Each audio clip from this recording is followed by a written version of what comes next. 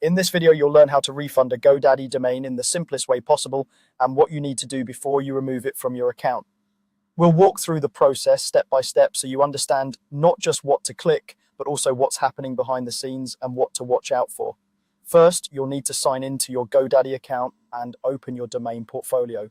This is the section where all the domains you own are listed. Take a moment to double check that you're in the correct account and looking at the right domain, especially if you manage multiple websites or projects. Once you're in the domain portfolio, find the specific domain you want to get rid of. When you've located it, select that domain. Look for the option labeled Delete My Product.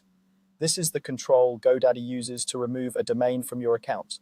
Before you click anything, pause and confirm that this is definitely the domain you want to delete. Once you're sure, go ahead and click Delete My Product and follow any on-screen confirmations that appear.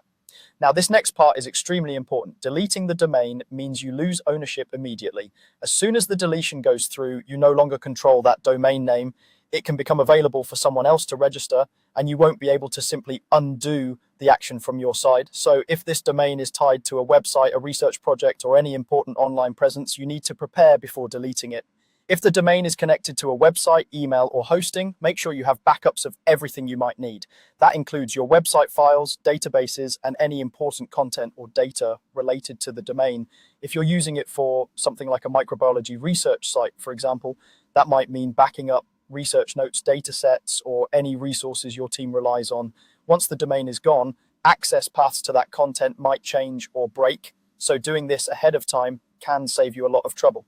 There's another crucial point. Refunds are not automatic when you delete a domain. Simply deleting it from your GoDaddy account does not trigger your money to come back. The deletion only removes ownership. It doesn't process a refund on its own. To actually request your money back, you need to contact GoDaddy support directly after the domain has been deleted. You can do this using their live chat or by calling their support phone line, depending on what's available in your region and what you prefer. When you reach out, be ready to provide details like the domain name you deleted and when you deleted it, so they can quickly pull up your account and check whether the domain is eligible for a refund under their current policies. So to recap in plain terms, log in and open your domain portfolio, select the domain, delete it using Delete My Product. Make sure you've backed up anything important beforehand, and then contact GoDaddy support through live chat or phone to actually request the refund. Following these steps carefully will give you the best chance of successfully removing the domain and getting your money back.